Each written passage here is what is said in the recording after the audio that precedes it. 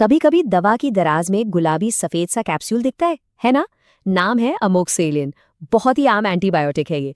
पर ये छोटी सी गोली आखिर करती क्या है? आज हम इसी के बारे में सब कुछ समझेंगे, वो भी बिल्कुल आसान भाषा में। अच्छा, आगे बढ़ने से पहले एक बात बिल्कुल साफ कर देते हैं। ये जो जानकारी हम शेयर कर रहे हैं, ये सिर्फ नॉलेज के लिए है। इसे डॉक्टरी सलाह बिल्कुल न समझें।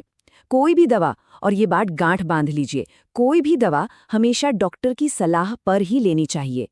तो सवाल वही है, ये जानी पहचानी सी दवा शरीर के अंदर जाकर अपने दुश्मनों को पहचानती कैसे है?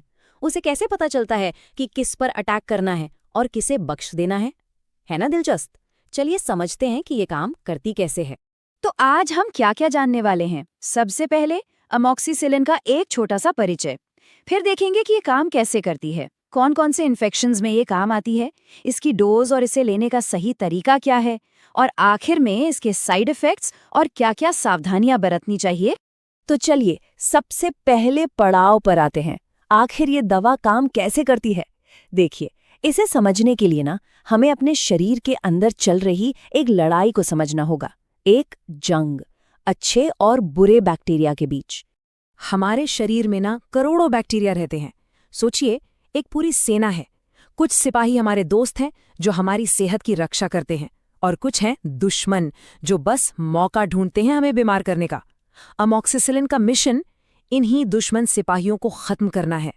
और इसका तरीका भी बड़ा स्मार्ट है। ये सीधे दुश्मन बैक्टीरिया के किले पर हमला करती है, यानी उसकी बाहरी दीवार, जिसे सेल वॉल कहते हैं।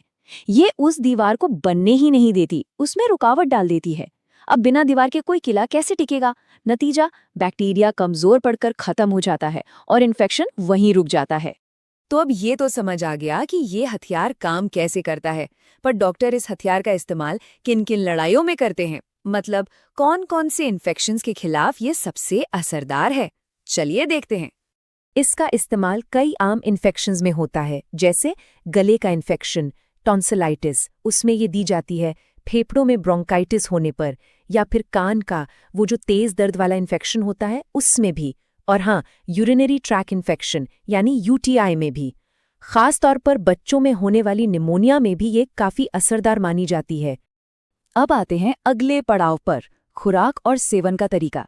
देखिए, कोई भी दवा तभी असर करती है जब उसे सही तरीके और सही मात्रा में लिया जाए, और ये बात याद रखनी है कि ये हमेशा हमेशा डॉक्टर ही तय करते हैं।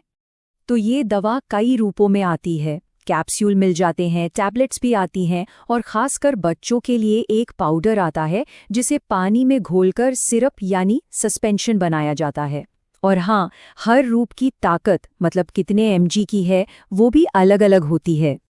और हाँ, वो जो घोलकर बनाने वाला सिरप है ना, उसके बारे में एक बात गांठ बांध लेनी चाहिए। उसे खोलने के बाद सिर्फ 7 दिन के अंदर इस्तेमाल करना होता है। सिर्फ 7 दिन। उसके बाद उसका असर खत्म, वो किसी काम की नहीं रहती। अच्छा, एक और छोटी सी लेकिन काम की टिप। इस दवा को खाने के साथ लेना अच्छा रहता है। इससे क्या होता है कि ये शरीर में बेहतर तरीके से एब्जॉर्ब होती है और पेट में गड़बड़ होने का चांस भी कम हो जाता है। ठीक है, अब हम बात करेंगे उस हिस्से की जिसे जानना बेहद जरूरी है। इसके साइड इफेक्ट्स क्या हो सकते हैं, और वो कौन सी सावधानियां हैं जो दवा लेते समय हमेशा ध्यान में रखनी चाहिए। तो इसके कुछ आम साइड इफ़ेक्ट्स हो सकते हैं, जैसे कि जी मिचलाना, उल्टी आना या फिर दस्त लगना। आमतौर पर ये हल्के फुल्के होते हैं और अपने आप ठीक हो जाते हैं। लेकिन अगर ये ज़्यादा परेशान करने लगें या ठीक ना हो, तो फ़ौरन अपने डॉक्टर से बात करनी चाहिए। इसके अलावा कुछ और संकेतों पर भी ध्यान देना जरूरी है, जैसे कि मुंह के अंदर सफेद धब्बे दिखना या योनि स्राव में कोई बदलाव महसूस होना। ऐसा कोई भी लक्षण अगर दिखे तो बिना देर किए डॉक्टर से संपर्क करना बहुत जरूरी है। कुछ और भी जरूरी बातें हैं। अगर कोई गर्भवती है या स्तनपान करा रही है तो डॉक्टर को बताना बहुत जरूरी है। किसी को लिवर, किडनी या दिल की कोई बीमारी है तो ये बात भी डॉक्टर को जरूर बताएं। एक और बात, ये दवा गर्भ निरोधक गोलियों का असर कम कर सकती है, और सबसे जरूरी, अगर कोई भी दूसरी दवाएं पहले से चल रही हैं तो उनके बारे में डॉक्टर को बताना कभी नहीं भूलना चाहिए। और अब शायद सबसे जरूरी सलाह, एंटीबायोटिक का कोर्स हमेशा पूरा करना चाहिए, हमेशा। भले ही 2 दिन में तबीयत ठीक लगने लगे, लेकिन अगर डॉक्टर ने 5 दिन कहा है तो 5 दिन दवा लेनी ही है। अगर कोर्स बीच में छोड़ दिया तो जो बचे खुचे बैक्टीरिया होते हैं ना, वो और ज्यादा ताकतवर हो जाते हैं और फिर अगली बार शायद ये दवा उन पर असर ही ना करे। और आखिर में एक सवाल खुद से पूछना चाहिए, क्या हर सर्दी जुकाम, हर इन्फेक्शन का इलाज एंटीबायोटिक है? जवाब है बिल्कुल नहीं। एंटीबायोटिक सिर्फ बैक्टीरिया से लड़ती हैं। वायरल इन्फेक्शन जैसे आम सर्दी खांसी, उस पर इनका कोई असर नहीं होता। इनका बेवजह इस्तेमाल हमें एक बहुत बड़े खतरे, एंटीबायोटिक रेजिस्टेंस की ओर ले जा रहा है। तो अगली बार दवा लेने से पहले डॉक्टर से पूछें, जिम्मेदार बने, क्योंकि ये सिर्फ किसी एक की नहीं, हम सबकी सेहत का सवाल है।